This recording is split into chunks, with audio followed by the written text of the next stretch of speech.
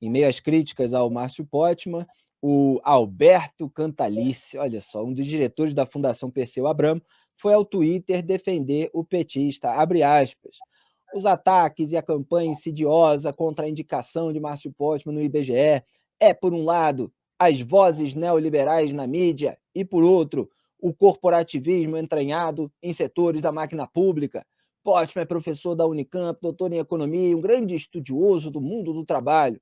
Presidiu o IPEA, foi um dos formuladores dos planos de governo do PT, presidiu a Fundação Abramo, atualmente preside o Instituto Lula. A reação midiática era esperada, são as vozes do mercado e dos donos. Aí, ó, o que eu tinha falado que eles alegam. A reação corporativa é herdeira da tradição meritocrática que contaminou algumas instituições do mundo acadêmico. No entanto, quem está indicando é aquele que venceu as eleições, o Lula.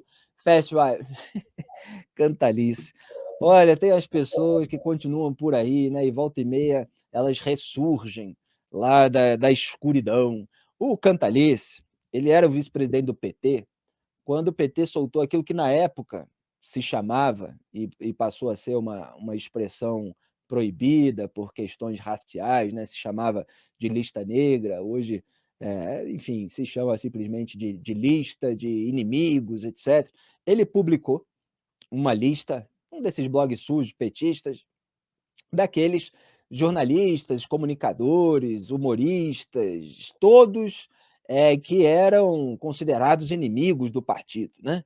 Eu tive a honra de constar em uma dessas listas. Tem vários outros colegas aí que são jornalistas mesmo. Alguns mudaram, né? Alguns mudaram de discurso.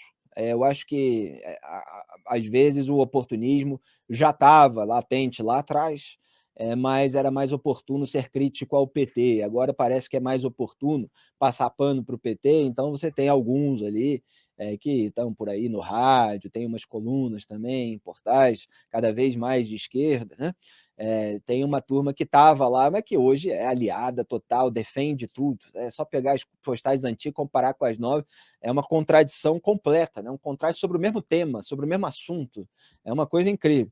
Não é assim, discordo lá atrás do que foi feito em relação a isso, mas concordo com o que está sendo feito agora. Não, a pessoa se contradiz a respeito do mesmo ponto apresentado da mesma maneira, né? Então, assim, o Cantalice foi responsável, um dos responsáveis por essa lista aí, porque isso não começou com o bolsonarismo atacando quem criticava o governo. Os petistas já faziam isso. E aí isso servia de dog whistle, de apito de cachorro para a militância virtual, que era composta pelos MAVs, aquela sigla que eu ajudei a popularizar no Twitter, né, que o PT criou mobilização em ambientes virtuais. Era um MAV. Eu passei a chamar cada militante do grupo de militância virtual do PT de MAV.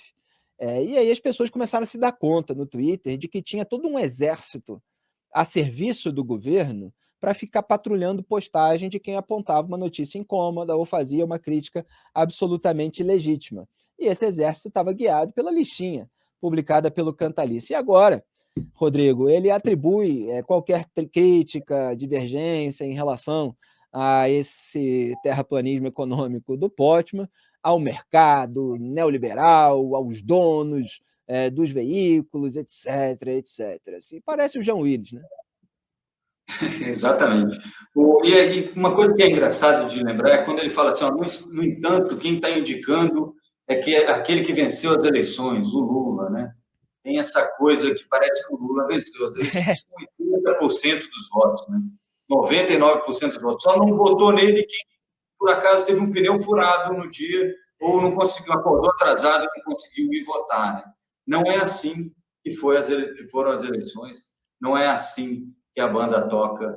E o Postman e essa defesa do Cantalice, inclusive, é um dos motivos a mais para a gente ter medo do Postman, né? Isso é aquele negócio do diga-me com quem andas, né? E falar esse negócio que são as vozes do mercado, como se o mercado fosse criado de pessoas, de gênios do mal, né? Que estão aí para tirar o seu dinheiro. Lembrando que todos os poupadores brasileiros fazem parte do mercado. É verdade, a maioria dos brasileiros não são poupadores. E se escolherem por este caminho econômico, não serão mesmo, nem agora, nem no futuro.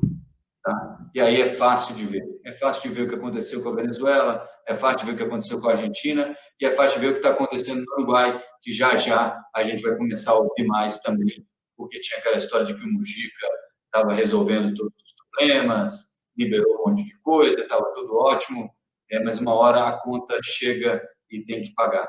O que a gente não quer aqui é isso.